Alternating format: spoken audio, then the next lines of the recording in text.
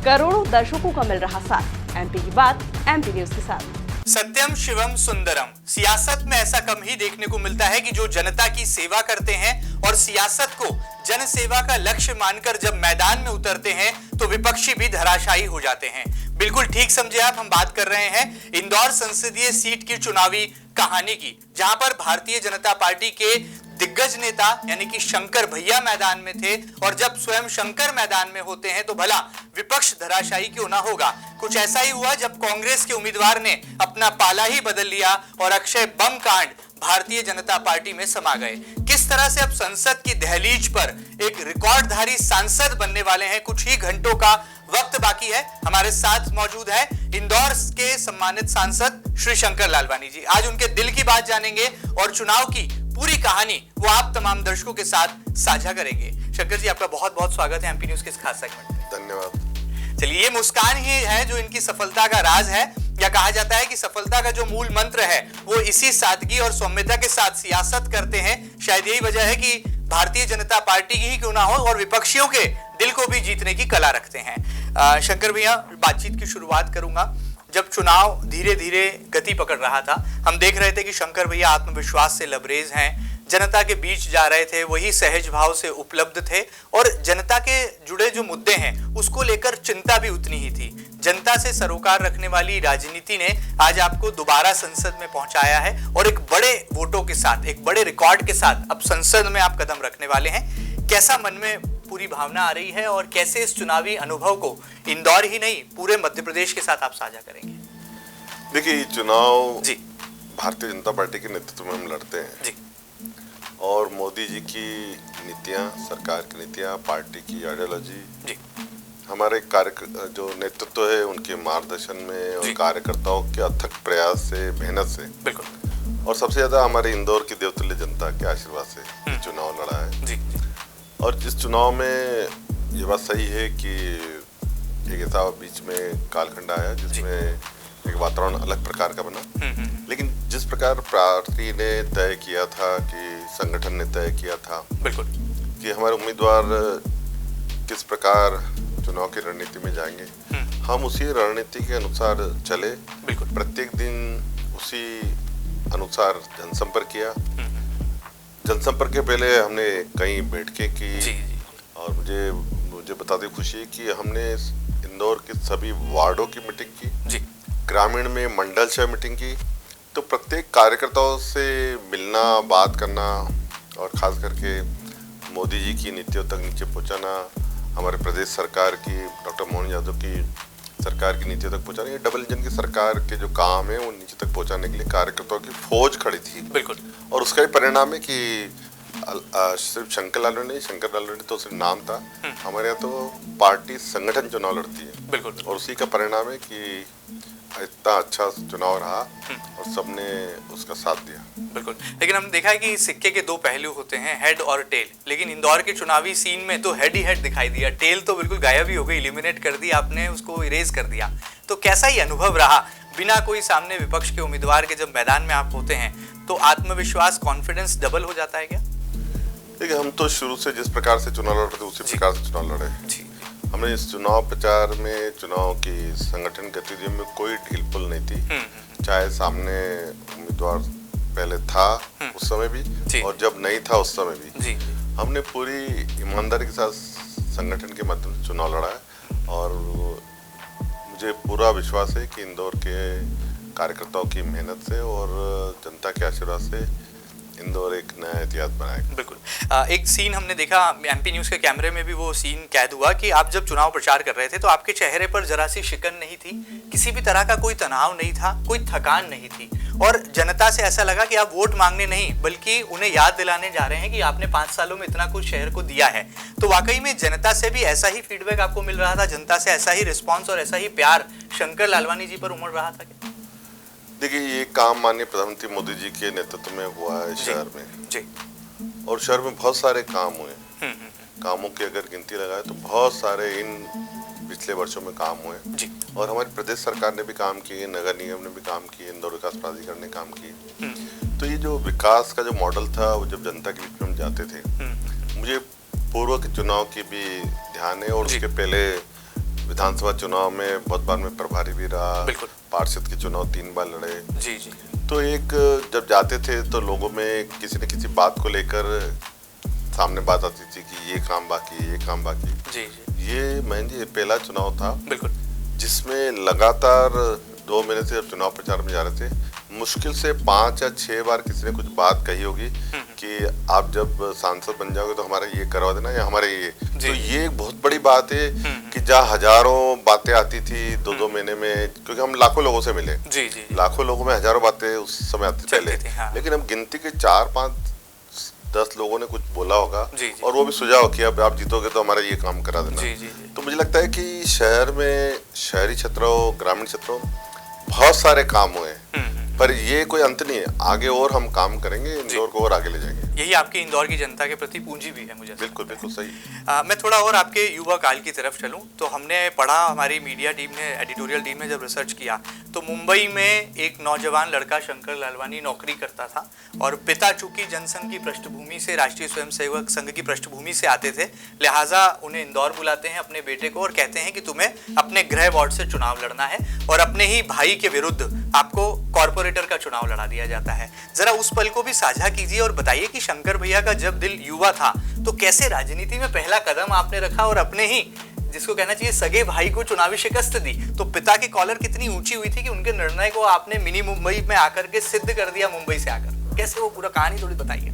देखिए उस समय मैं कॉलेज से पढ़ के आया था और यहाँ आया था। उस समय हम सत्ता में थे नहीं, प्रदेश में भी नहीं थे, नगर निगम में भी नहीं थे, केंद्र में भी नहीं थे जी। पर एक आइडियोलॉजी को लेकर हम काम करते थे। पिताजी संघ पृष्ठभूमि थे, वो भी किसी जमाने में जनसंघ से चुनाव लड़े थे और संघ पृष्ठभूमि के थे। और मुझे उन्होंने प्रेरित किया कि समाज में, शहर में कुछ देश के लिए कुछ करना है तो आप आगे आओ और कुछ करें।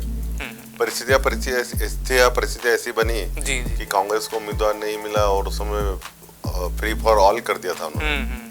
तो उन्होंने छोटे भाई को सामने कर दिया और चूंकि मैं बॉम्बे में था, 5 साल वहाँ था, छोटा भाई सक्रिय रूप से यहाँ था समाज में, तो उसकी पहचान मेरे से ज्यादा थी, नो डाउट।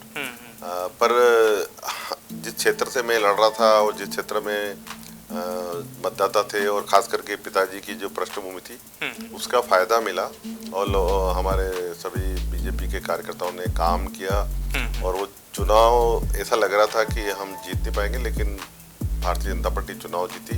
वो एक पहला ऐसा था जो सार्वजनिक जीवन में आ गया। उसके पहले मैं संघ में जरूर काम करता था, एक बस्ती प्रमुख था और मुझे ध्यान है कि जो राम जन्मभूमि का आंदोलन हुआ था, उस आंदोलन में भी मुझे जाने का मौका मिला और उस समय वो दृष्टि मुझे याद है राम जन्मभूमि के आंदोलन के, उस आंदोलन में मैं शामिल हुआ था। तो मेरी मूलतः पृष्ठभूमि वो थी, लेकिन जब राजनीति में आया तो मौका मिला चुनाव लड़ने का। पहली बार चुनाव लड़ा तब हम विपक्ष में थे और विपक्ष में भी पूरी विपक्ष की भूमिका निभाई और उस समय गिने चुने ऐसे थे जो वापस दूसरी बार उनको मौका मिला चुनाव लड़ने का नगर निगम में और दूसरी बार जनकार समिति के अध्यक्ष रहे, केला जी महापौर रहे। फिर मौका मिला तीसरी बार लड़ने का, सभापति रहे। तो इस प्रकार सेवा करने का मौका मिला, हमने प्रयास किया शहर की जनता। मतलब पहला कदम आपने बढ़ाया तो पीछे मुड़कर फिर कभी देखा नहीं।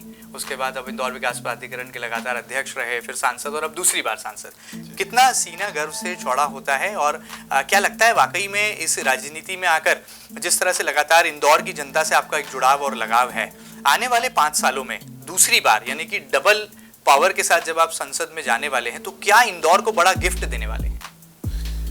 देखिए, जब मैं नया सांसद बना था तो सबसे पहले तो मैंने शहर कैसे आगे बढ़े, एक ही थॉट था, एक ही विचार था कि हम शहर को कैसे आगे ले जाएं। बिल्कुल। और उसी को लेकर मैंने कुछ शहरों की स्टडी की, परीक्षण किया किस प्रकार शहर आगे बढ़ता है। तो मुझे ध्यान में आया कि कुछ चीज़ें ऐसी हैं जिनको हम अगर आगे ले जाएं तो शहर भी आगे बढ़ता है, क्योंकि वो एक इकोसिस्टम की तरह डेवलप होता है। खास करके कनेक्टिविटी हो, इंफ्रास्ट्रक्चर हो, एजुकेशन हो, हेल्थ हो, एम्प्लॉयमेंट हो, ग्रामीण में कनेक्टिविटी हो। तो इसको देखते हुए शुरुआती दौर में हमने बहुत ध्यान दिया, खास करके road connectivity, rail connectivity, air connectivity और इंफ्रास्ट्रक्चर में हमने जैसे आईटी पार्क बनाने की बात कही, स्टार्टअप की बात है और खास करके लॉजिस्टिक हब की बात करें, जी इंडस्ट्री में नई इंडस्ट्री डालने की बात करें, हेल्थ के सेक्टर में तो हमने सब में काम करने का प्रयास जी। किया और उसी का परिणाम है। अगर मैं कुछ आंकड़े आपको कहूँ बिल्कुल कि पिछले 5 सालों में जी जी अगर मैं बात करूं तो हमारे यहाँ इंदौर से एक्सपोर्ट होता था लगभग 15,000 करोड़ का। ओके इन 5 सालों में, जबकि 2 साल कोविड के थे, जी जी लगभग हमको 3 साल मिले। इन 5 सालों में हमारी 140 इंडस्ट्री ने, इंदौर की बात कर रहा ओके, हूँ, ओके। इंदौर की 140 इंडस्ट्री में 25,000 करोड़ का एक्सपोर्ट हुआ है। बहुत और हमारा जो लक्ष्य है, मैं आज दावे के साथ कह सकता हूँ कि आने वाले 5 साल में मोदी जी के नेतृत्व में हम इंदौर में 50,000 करोड़ का एक्सपोर्ट करेंगे। वाह। ये हुआ एक्सपोर्ट की बात। बिल्कुल। अगर मैं आईटी के क्षेत्र में बात करूं, जी। आईटी के क्षेत्र में पहले जब 5 साल पहले 452 यूनिट थी इंदौर में, आईटी के क्षेत्र में काम कर रही थी। आज 1,000 से ज्यादा आईटी कंपनियां इंदौर में काम कर रही है और मेरा लक्ष्य है कि आने वाले 5 साल में जी 2000 आईटी की कंपनियां इंदौर में काम करेगी। ओके। और आप कल्पना कीजिए कि लगभग 50,000 लोग पहले आईटी के क्षेत्र में काम करते थे, आज 1.25 लाख लोग काम कर रहे हैं। जी। जब ये 2000 कंपनियां आ जाएगी तो 2.5 लाख से ज्यादा लोग सिर्फ आईटी के क्षेत्र में काम करेंगे। और इसी को लेकर हम आईटी के क्षेत्र में हमने आईटी के नए नए टावर बना रहे हैं और आईटी को बढ़ावा देने के लिए आने वाले समय में इंदौर, पूना और बेंगलोर ये एक सर्किट हम बना रहे जी। हैं और उसकी कनेक्टिविटी बेहतर हो कि अगर एक व्यक्ति यहाँ से पूना जाता है, बेंगलोर जाता है, वापस इंदौर आए, तो उसकी भी तैयारी चल रही है। क्योंकि जो बेंगलोर में स्थितियां हैं उनका कहना है कि आने वाला समय इंदौर का है, तो हम इंदौर में कैसे विकास करें तो उसको देख के काम कर रहे हैं। बिल्कुल। तीसरा अगर मैं बात करूँ, स्टार्टअप बहुत बड़ा क्षेत्र है बढ़ता हमारा हाँ, इंदौर में, ग्रोइंग सेक्टर है बिल्कुल। और 5 साल पहले स्टार्टअप में मुश्किल से 10-12 कंपनियां जी। थी। आज 1200 से ज्यादा कंपनियां रजिस्टर्ड है ओके। और हमारा लक्ष्य है कि आने वाले समय में 2,500 कंपनियां रजिस्टर्ड होगी स्टार्टअप में। तो ये कुल मिला के जो इकोसिस्टम डेवलप हुआ है, जी जी जीडीपी की अगर बात करूं, ओवरऑल इंदौर की जीडीपी की बात करूं, तो जीडीपी के मामले में हम पिछले बार 5 साल पहले 1,10,000 करोड़ की जीडीपी थी, जो आज बढ़ के 2.5 लाख करोड़ की हो गई है। मेरा ऐसा मानना है कि आने वाले समय में हम सब मिलकर इंदौर में 5 लाख करोड़ की जीडीपी, जो माननीय प्रधानमंत्री कहते हैं कि आने वाले समय में दुनिया की तीसरी सबसे शक्तिशाली आर्थिक व्यवस्था तीसरी बनेगी बिल्कुल, भारत, महाशक्ति उसमें बनेगा। सबसे बड़ा रोल हमारे इंदौर का रहेगा। वाह, चलिए तो यहाँ भी क्रेडिट में आप नंबर 1 जो है साबित होंगे आने वाले समय में। नहीं, उम्मीद है कि जैसे- देखो इंदौर की जनता ने इतना प्यार और आशीर्वाद दिया जी। है। अब हमारी जवाबदारी है कि इंदौर बिल्कुल। को किस प्रकार और तेजी से आगे ले आगे ले जाए। एक इसमें आंकड़ा और जोड़ना चाहूंगा, जी, जी, जी। पूरे देश में किसी भी शहर की अगर ग्रोथ रेट की बात करें तो 12% है, बिल्कुल हमारे इंदौर की 14% है। हम पूरे देश में तेजी से बढ़ते हुए शहर हैं। बिल्कुल, मतलब शुभंकर है इंदौर पूरे भारत देश के लिए कहा जा सकता है। लालवानी जी, माँ अगला अहिल्या का शहर बिल्कुल है, माँ अहिल्या देवी का ये नगर है और सुशोभित करता है पूरे मध्य प्रदेश के नक्शे में हमारे शहर का नाम। आगे बढ़ते हैं, एक सवाल एमपी न्यूज के दर्शक की तरफ से आया है। उनका एक कहना है, वो पूछना चाहते हैं कि शंकर लालवानी जी कौन सी चक्की का आटा खाते हैं कि कभी थकते नहीं है। जैसे ही चुनाव प्रचार खत्म हुआ, वोटिंग हुई, मतदान हुआ, उसके ठीक दूसरे दिन तमाम नेता आराम के लिए विश्राम की मुद्रा में थे और आप निकल पड़े इंदौर खंडवा रोड हाईवे का जायजा लेने। टनल कितनी अच्छी बन रही है, इंजीनियर्स की टीम कितनी मुस्तैद है, ये तमाम चीजें तो कहाँ से आती है आपके पास ये शक्ति? ये जनता का आशीर्वाद है जी। और जिस प्रकार जनता का आशीर्वाद मिलता है, जनता का उत्साह मिलता है, यही हमारी एनर्जी है। और जिस प्रकार इसका उत्साह और आशीर्वाद दिया, तो दूसरे दिन इसलिए जाना पड़ा कि पिछले 2 महीने से हम लगातार चुनाव में थे जी। और आने वाले समय में सीएस आने वाला है। मुझे सबसे ज्यादा चिंता इंदौर की सीएस की है। ओके। 2028 में जो सीएस आने वाला है, उसको देखकर जो चुनौतियां सामने दिख रही है, उस चुनौतियों को लेके हम एक एक करके स्टेप कर रहे हैं। मुख्यमंत्री जी से बात हुई है, हम दिल्ली बात कर रहे हैं, अलग अलग विभागों में बात कर रहे हैं, खास करके रेलवे की बात करें, जी, जी। रोड कनेक्टिविटी बात करें, एयर कनेक्टिविटी की बात करें। तो जो सीएस में आने वाला जो चैलेंज है, जो सीएस में करोड़ों लोग इंदौर आएंगे, इंदौर से उज्जैन जाएंगे, तो उज्जैन भी जाएंगे और दूसरा ज्योतिर्लिंग हमारा ओंकारेश्वर है। तो ओंकारेश्वर जाने में अभी एक समस्या आती है कि घाट में एक कोई ट्रक खराब हो जाता है तो 3-3, 4-4 घंटे जाम लगता है। अगर खुदा न खास्ता कोई उस समय ऐसी स्थिति परिस्थिति बनी तो बहुत यानी चुनौती रहेगी। तो हमारा ऐसा मानना है कि जो इंदौर से ओंकारेश्वर है, जिस प्रकार हम इंदौर से उज्जैन 1 घंटे में पहुंचते हैं, उसी प्रकार इंदौर से ओंकारेश्वर आने वाले 1 या 1.5 साल में 1 घंटे में पहुंचेंगे, उसकी तैयारी हम कर रहे हैं। वाह, तो मतलब पूरी एनर्जी आप इंदौर को भी देने वाले हैं और आसपास एक्सपेंशन वाली रोड्स को भी मिलने वाली है। बिल्कुल, देखिए इंदौर जो है वो आसपास जब तक हमारी कनेक्टिविटी बेहतर नहीं होगी तब तक आगे नहीं बढ़ेगा। आज सबसे ज्यादा इंडस्ट्री इंदौर में इसलिए आ रही कि इंदौर देश के लगभग मध्य में आ गया है और मध्य में आने के बाद उनको ये चाहिए कि अगर वो लॉजिस्टिक यहाँ बनाते, सेंटर बनाते, अपनी बैक ऑफिस यहाँ बनाते हैं तो देश के किसी भी शहर में जाने के लिए उनको 8 या 10 घंटे रोड से चाहिए, ट्रेन कनेक्टिविटी बेहतर चाहिए और एयर कनेक्टिविटी बेहतर चाहिए। इन सब में हम काम कर रहे हैं, इसलिए इंदौर आगे बढ़ रहा है। चलिए आगे बढ़ते हैं। और यहाँ पर हम चुनाव के दरमियान ये जो अक्षय बम कांड हुआ, आपको लगता है कि यदि कांग्रेस के कल तक नेता रहे अक्षय बम की भाजपा में एंट्री नहीं कराई जाती तो कहीं कोई नुकसान होता? क्या उनके आने से आपको व्यक्तिगत तौर पर, प्रत्याशी के तौर पर और भारतीय जनता पार्टी को कोई लाभ हुआ है या नुकसान हुआ है? देखिए, ये अध्याय खत्म हो गया है जी और मुझे लगता है हम सब मिलकर शहर के विकास की बात करना चाहिए। मतलब अक्षय बम समा गए हैं भारतीय जनता पार्टी में, आपके परिवार में? बिल्कुल, वो हमारे पार्टी का हिस्सा है और पार्टी में काम कर रहे हैं। चलिए, बड़ी बात है। और शायद यही वो अदा है शंकर लालवानी जी की जो कि उन्हें किसी का भी विरोधी साबित नहीं करती है। वो हमेशा प्रशंसा के लायक, प्रशंसा के योग्य बनते हैं और तमाम गुटों के साथ, तमाम विचारों के साथ में समाविष्ट सियासत करते हैं। शायद यही वजह है कि चुनाव में कहीं कोई विरोध छोड़िए, विरोधाभास भी देखने को नहीं मिला। आगे बढ़ते हैं। शंकर भैया, आपकी बार जीत का रिकॉर्ड बनना है ये तो तय है। राजनीतिक पंडित अपनी तरफ से गुणा भाग लगा रहे हैं। कोई कह रहा है कि आप 12 लाख पार से जीतने वाले हैं, कोई कह रहा है 10 लाख ये आंकड़ा छुएगा, तो कोई कह रहा है कि 13 लाख 14 लाख भी आंकड़ा जा सकता है। आपको क्या उम्मीदें हैं? ये आंकड़ा जनता के आशीर्वाद के साथ कहां कुछ होने वाला है? देखिए, ये जो आंकड़ा रहेगा ये मोदी जी की जीत का आंकड़ा है। पहली बात, भारतीय जनता पार्टी के कार्यकर्ताओं की नेतृत्व की जीत का आंकड़ा है और मुझे पूरा विश्वास है कि जो पिछली बार इंदौर में भारतीय जनता पार्टी का जो रिकॉर्ड बना था जीत का मोदी जी के नेतृत्व में, वो इस बार हमारे इंदौर के कार्यकर्ता, इंदौर की जनता ही तोड़ेगी। तो एक नया इतिहास बनाएंगे, एक नया रिकॉर्ड इंदौर बनाएगा। अच्छा, इंदौर की जनता ये भी पूछने वाली है कि क्या इंदौर की नगरी को एक बार फिर एक केंद्रीय मंत्री मिलने वाला है शंकर लालवानी जी के रूप में? मैं पार्टी का एक छोटा कार्यकर्ता हूँ। पार्टी जो जो दायित्व देती है उस दायित्व पे काम करता हूँ। पार्टी ने अभी चुनाव लड़ने का बोला है, मैंने चुनाव लड़ा। अच्छा, कोई ऐसा किस्सा आप पूरा इंदौर के साथ साझा कीजिए जब आप चुनाव मैदान में थे, जनता के बीच आप जा रहे थे, पूरी तरह से आत्मसंतुष्टि के भाव से परिपूर्ण थे, आश्वस्त आप नजर आ रहे थे, विरोधी पूरी तरह से उनके चारों खाने चित थे।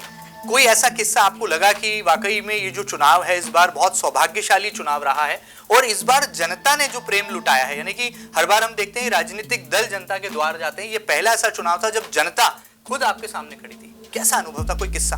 देखिए, हम भी जनता के बीच में गए, हमारे कार्यकर्ता भी जनता के बीच में, नेता भी गए और कार्यकर्ता भी वोट डालने आई। मैं उसके लिए हमारे नेतृत्व का, हमारे कार्यकर्ताओं का और खास करके जनता का धन्यवाद देना चाहता हूँ। ऐसा कुल मिलाकर जिस प्रकार जब हम जनसंपर्क जाते हैं तो एक ऐसा वातावरण दिखता था कि सब मोदी जी को चाहते हैं, मोदी जी की नीति को चाहते हैं और मोदी में वातावरण था। तो एक पॉजिटिविटी थी। इंदौर की शहर की जो जनता एक सकारात्मक सोचती है, ये मुझे इस बात का गर्व है कि इंदौर की जनता कभी भी नकारात्मक नहीं सोचती। हमारे विरोधी दल ने जो नकारात्मक बातें चलाई थी, ये एक नकारात्मक बात इंदौर में कभी नहीं चल सकती। हम इंदौर के लोग बहुत ही सकारात्मक सोचने वाले और लोग भी मोदी जी के साथ थे और बहुत उत्साह और उमंग के साथ उन्होंने मतदान किया। हम ये भी जानना चाहते हैं कि क्या शंकर लालवानी जी को कभी गुस्सा आता है? क्योंकि जब प्रदेश कांग्रेस के अध्यक्ष जीतू पटवारी लगातार इंदौर में नोटा का प्रचार करने के लिए बाहर आ रहे थे, मीडिया के कैमरों के सामने बेबाकी दिखा रहे थे, आपको गुस्सा आ रहा था? क्योंकि जनता के सामने वो लोकतंत्र बचाओ की दुहाई दे रहे थे, आपको गुस्सा आ रहा था? शंकर लालवानी जी के मन में क्या चल रहा था उस दरमियान? मेरे मन में ऐसा चल रहा था कि इतना बड़ा राजनीतिक दल है जिसका एक पुराना बहुत बड़ा इतिहास है। ये बात दूसरी है कि अब वो बहुत ही सीमित हो गए हैं, लेकिन उसके बाद भी इतनी बड़ी राजनीतिक पार्टी के प्रदेश अध्यक्ष इस प्रकार की बातें करी, शोभा इंदौर में नहीं दे रही और किसी राजनीतिक दल को भी नहीं देती। तो मुझे लग रहा था ज्यादा अच्छा होता कि अगर उनका उम्मीदवार नहीं है तो वो किसी, जिस प्रकार से खजुराहो में उन्होंने किसी उम्मीदवार को समर्थन दिया, समर्थन देते तो कम से कम जो उनके कांग्रेस के वोट थे वो किसी को वोट तो देते। अब जो उन्होंने अपील की वो तो कोई उम्मीदवार है नहीं और तो एक नकारात्मक भूमिका में जो थे ये बहुत ही मुझे लगा ठीक नहीं है। इंदौर हमेशा सकारात्मक भूमिका में रहता है और मुझे लगता है इंदौर सकारात्मक भूमिका में आगे भी रहेगा। बिल्कुल। क्या इंदौर के सांसद और अब रिकॉर्डधारी सांसद प्रदेश कांग्रेस के अध्यक्ष जीतू पटवारी को कोई सलाह देना चाहेंगे? क्योंकि चुनाव के दरमियान वो व्यक्तिगत प्रहार भी करते देखे गए। देखिए, व्यक्तिगत प्रहार तो मैं नहीं करूंगा, लेकिन इतना जरूर कह सकता हूँ कि जिस बूथ पे वो रहते हैं उस बूथ पे भी भारतीय जनता पार्टी जीतेगी। ये चैलेंज है आपका जीतू पटवारी? बिल्कुल जीतेगी। रिकॉर्ड कर लिया जाए इसको? बिल्कुल जीतेगी। 4 जून को जो है नतीजे बाहर आ जाएंगे। बिल्कुल जीतेगी। राजनीति। और ये चैलेंज सही साबित होगा या गलत, ये जनता बताएगी। बिल्कुल, जनता ने इतना आशीर्वाद जी, दिया, जी। जहाँ वो रहते हैं वहाँ पर भी भारतीय जनता पार्टी को आशीर्वाद मिला। जी जी जी। अच्छा, एक राज खोल दीजिए आज, क्या आपको पता था जब आप चुनाव मैदान में थे कि कांग्रेस के उम्मीदवार ही अपना घर छोड़कर आपके घर के परिवार के सदस्य होने वाले हैं? कि अक्षय बम की बीजेपी में एंट्री की जब स्क्रिप्ट लिखी जा रही थी तो क्या शंकर भैया को इस बात का एहसास था, आपको बताया गया था कि ऐसा कुछ पार्टी और संगठन में विचार तय हुआ है और स्वागत करने वाले हैं हम, आपको पता था ये बात? देखिए, संगठन अपना काम कर रहा था जी। और उम्मीदवार अपना काम कर रहा था, और दोनों का काम तय था और दोनों तय काम के अनुसार काम कर रहे थे। तो ताई और भाई किसको क्रेडिट देंगे ये पूरे एपिसोड का आप? भारतीय जनता पार्टी। क्योंकि ताई जी ने कहा कि उनको विश्वास में नहीं लिया गया, थोड़ा उनको बुरा भी लगा, थोड़ा नाराज भी हुई। बहुत वयोवृद्ध नेता हैं, पार्टी में लोकसभा की स्पीकर भी रही हैं, संसद की प्रथम श्रेणी पर शिखर पर विराजमान रही हैं। आपको भी लगा कि बता दिया जाना चाहिए? हमारी बहुत सीनियर नेता है और जी। कैलाश जी भी हमारे बहुत सीनियर नेता है। जी। ये संगठन की बात है, संगठन ने निर्णय लिया।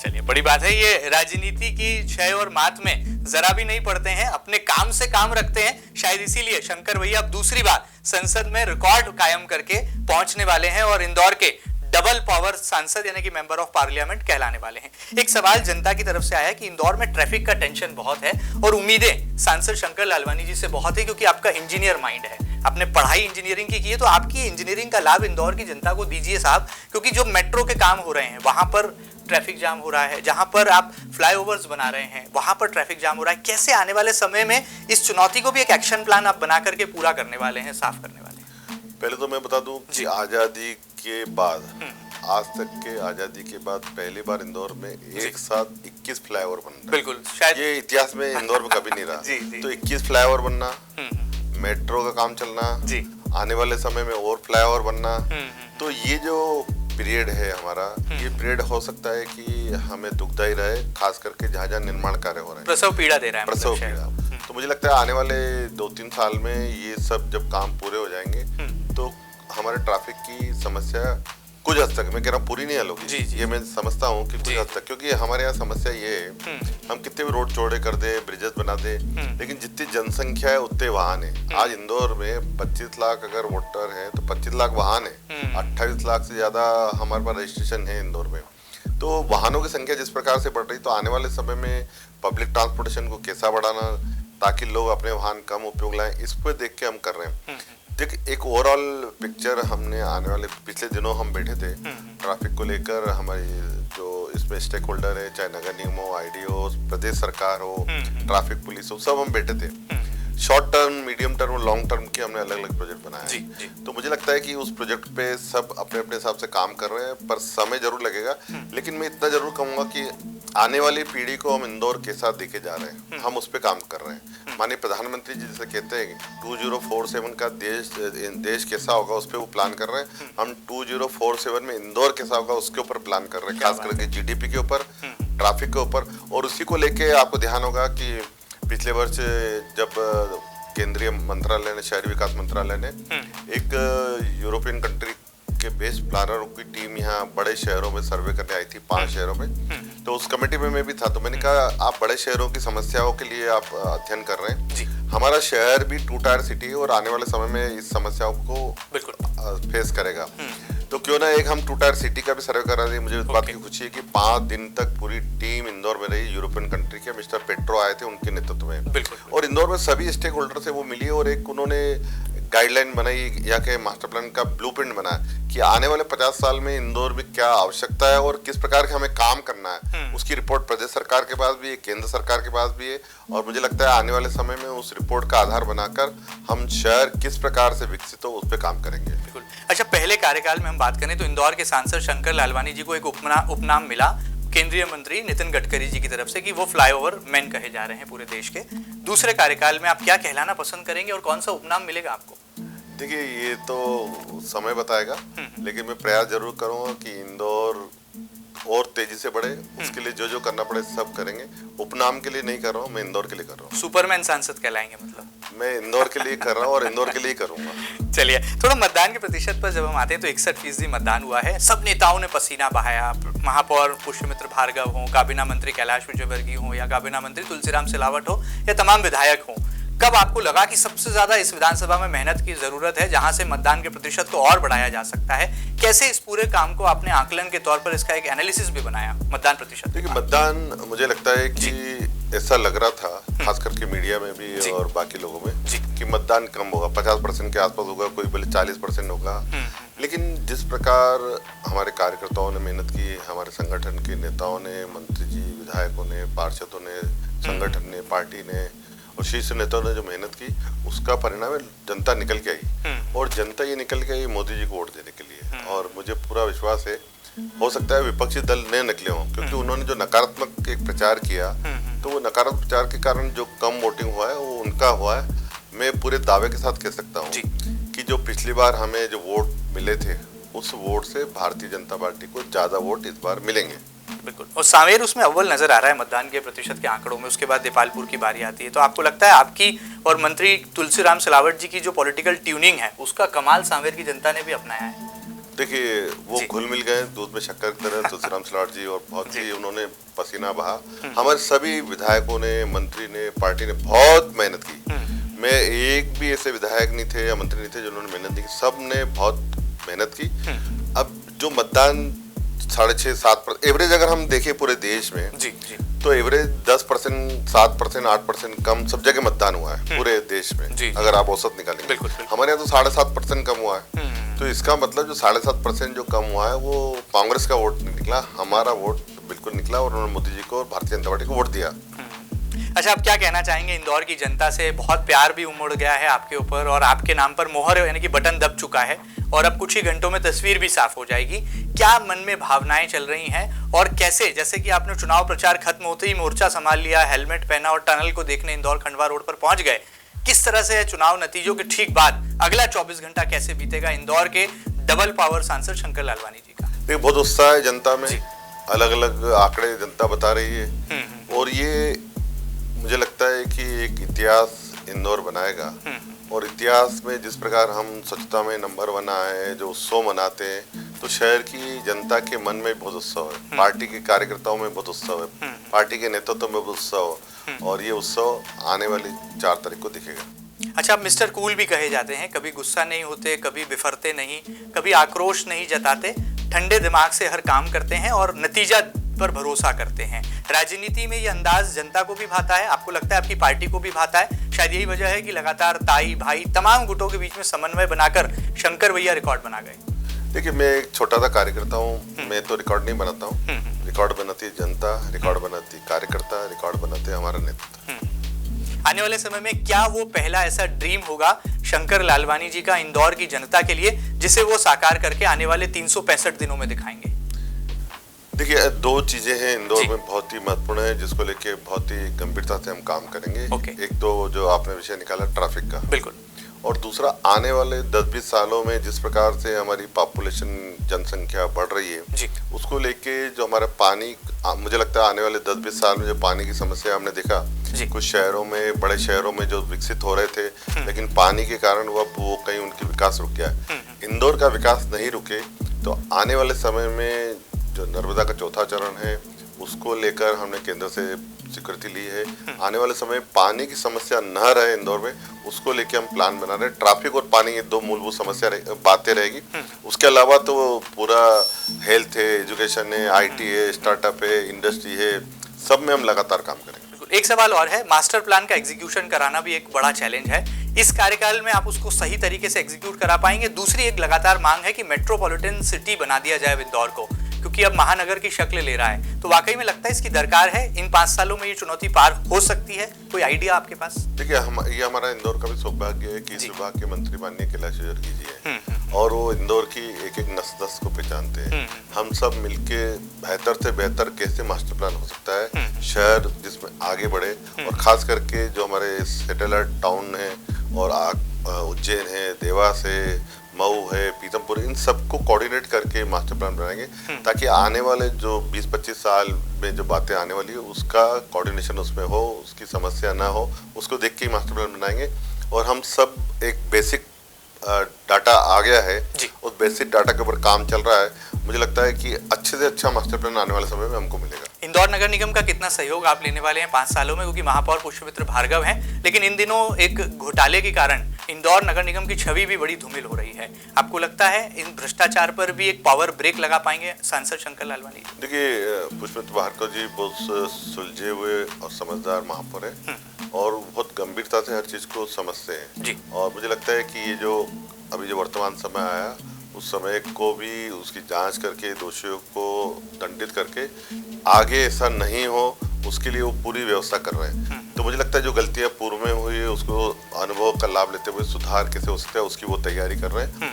नगर निगम बहुत अच्छा काम कर रही है महापौर जी के नेतृत्व में, हमारे सभी पार्षद बहुत अच्छा काम कर रहे हैं और वही महापौर जी के नेतृत्व में हम इंदौर जिस प्रकार स्वच्छता में नंबर बनाया, आने वाले समय में बहुत सारे क्षेत्रों में हम नंबर बनाएंगे। एक सवाल और जनता की तरफ से, आप जनता की जब जब डिमांड होती है तो इंदौर के सांसद जी डांस भी बहुत अच्छा करते हैं और भगवान भोलेनाथ के गाने पर वो खुद को रोक नहीं पाते हैं। आपका ये डांस सोशल मीडिया में इंटरनेट की तरंगों पर खूब वायरल भी होता है, तो 4 जून की तारीख को ऐसा ही डांस आपका फिर देखने को मिलेगा क्या? देखिए, भक्ति भाव रहता है, भक्ति भाव में डूब जाते हैं तो उसमें यानी कोई डांस नहीं है, ये भोलेनाथ की भक्ति के रूप में जब हम मग्न हो जाते हैं तो जो होता है अंदर से वो प्रकट होता है, बाकी कोई इस प्रकार का वो नहीं है। इंदौर की जनता ने आशीर्वाद दिया है तो आने वाले समय में इंदौर की जनता के लिए काम करते हुए आगे बढ़ेंगे। 4 जून को ये डांस भी दिखाई देगा नतीजों के बाद, ये कहा जा सकता है ना? आगे काम के रूप में हम करेंगे काम आगे। चलिए, बड़ी बात है। जाते जाते इंदौर की जनता के नाम क्या होगा पैगाम आपका?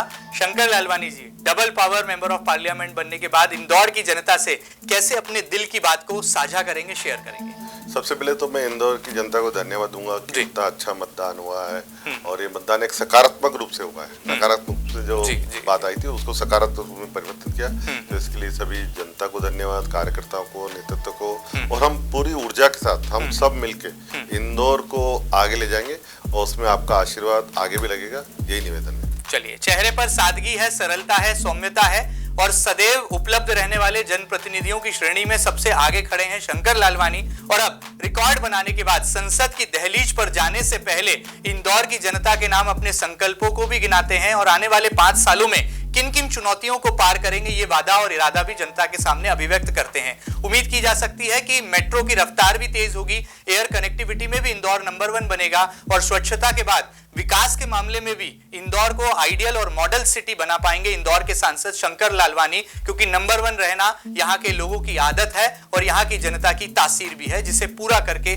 दिखाएंगे। ऐसी उम्मीदें और ऐसी संभावनाएं व्यक्त की जा सकती हैं। ये खास बातचीत आपको कैसी लगी हमें जरूर बताइएगा और ताजा तरीन खबरों के लिए कहीं मत जाइएगा, लगातार बने रहिएगा आपके अपने न्यूज चैनल एमपी न्यूज के साथ। फिलहाल इतना ही, नमस्कार।